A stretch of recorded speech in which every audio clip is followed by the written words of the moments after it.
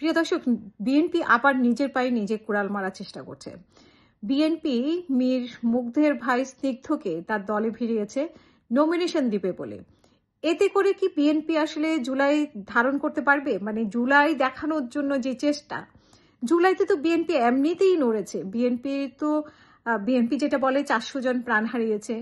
তো 400 জন প্রাণ হারিয়েছে, তার মধ্যে তো স্নিগ্ধকে দেখানোর আর নতুন করে কি হলো? তাহলে কি বিএনপি যেটা বলেছে এতদিন নিয়ে, জুলাই আন্দোলন নিয়ে, তাহলে কি মিথ্যা বলেছে? জুলাই আন্দোলনে তাদের কোনো অবদান ছিল না, এখন অবদান স্বীকার করার জন্য স্নিগ্ধকে তাদের দলে নিতে হচ্ছে।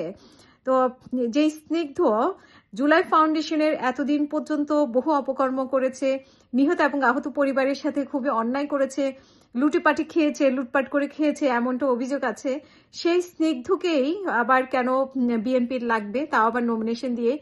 যেই জায়গা থেকে, যেই আসন থেকে নমিনেশন দেওয়া হচ্ছে, সেই আসনে ত্যাগী নেতারা যারা এত বছর থেকে ত্যাগ স্বীকার করেছে, অন্যায় অত্যাচারের মুখে কথা বলেছে, আওয়ামী লীগের চোখে চোখ রেখে কথা বলেছে, কোনোদিন নিজের আদর্শকে বিসর্জন দিয়ে আওয়ামী লীগে যোগদান করেনি, শত মামলা খেয়েছে, অত্যাচার সহ্য করেছে, তাদেরকে বঞ্চিত করে একটা বাটপাট টাইপের এই যে স্নিগ্ধকে, মানে মুগ্ধর ভাই স্নিগ্ধ যে ভাইয়ের রক্ত বিক্রি করে খেয়েছে, এটা সবাই জানে যে সে বিভিন্ন সুযোগ সুবিধা নিয়েছে।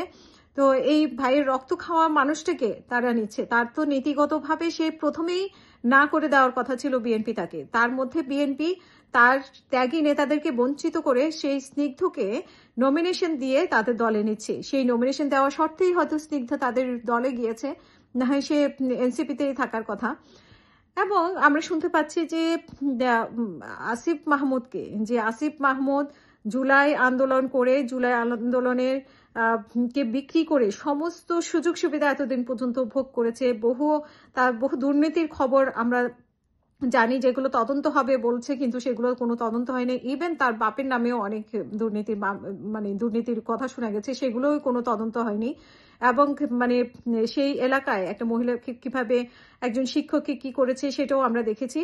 সো এত কিছুর পরে আসিফ মাহমুদকেও জুলাই ধারণ করার জন্য, বিএনপি জুলাই ধারণ করার জন্য তাকেও একটি ঢাকা 10 আসন, যেখানে তারা এখনো নমিনেশন ঘোষণা করেনি, প্রার্থী ঘোষণা করেনি, সেখানে বহু ত্যাগিনাতে আছে, তাদেরকে বঞ্চিত করে যদি আসিফ মাহমুদকে দেওয়া হয়, এবং সেখানেও নমিনেশন দেওয়ার প্রতিজ্ঞা নিয়েই হয়তো তাকে দলে জয়েন করাবে, সেটা আসলে যেমন বিএনপির অন্যান্য নেতাকর্মীদের সাথে বিশ্বাসঘাতকতা করা হবে, তেমনি ত্যাগী নেতাদের প্রতি যেমন বিশ্বাসঘাতকতা করা হবে, তেমনি জুলাই দেখাতে গিয়ে আসলে পচা শামুকে পা কাটবে বিএনপি, এবং বিএনপি আরো বিতর্কের মুখে পড়ে যাবে।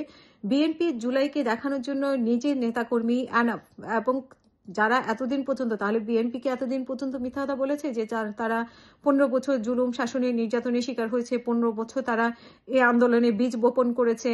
তো এগুলো কি সব মিথ্যে হয়ে যাবে? তাহলে জুলাই দেখানোর জন্য ওদেরকে কেন দলে টানা, এবং ত্যাগী নেতাদেরকে বাদ দিয়ে যে বিএনপি যে ইতিমধ্যে যে নমিনেশন প্রার্থিতা ঘোষণা করা হয়েছে, সেখানে বহু বিতর্কিত লোকজনকে ঢুকানো হয়েছে, সেই বিতর্কই কাটাতে পারছে না।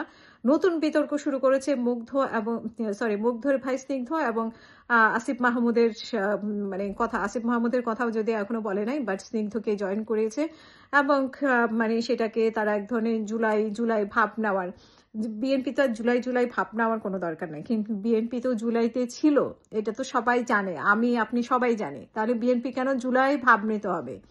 সো বিএনপি আসলে নিজের পারে নিজে কুড়াল মারছে বলে আমার মনে হয়। আপনাদের মন্তব্যের মাধ্যমে আপনারা জানাবেন যে মুগ্ধর ভাই স্নিগ্ধর ব্যাপারে আপনাদের কি অভিমত, এবং আসিফ মাহমুদ বিএনপিতে যদি যোগদান করে 10 আসনের বিনিময়ে, ঢাকা 10 আসনের বিনিময়ে, তাহলে সেখানে বিএনপি আসলেই কি ভাবমূর্তি উজ্জ্বল হবে, নাকি ভাবমূর্তি হারাবে?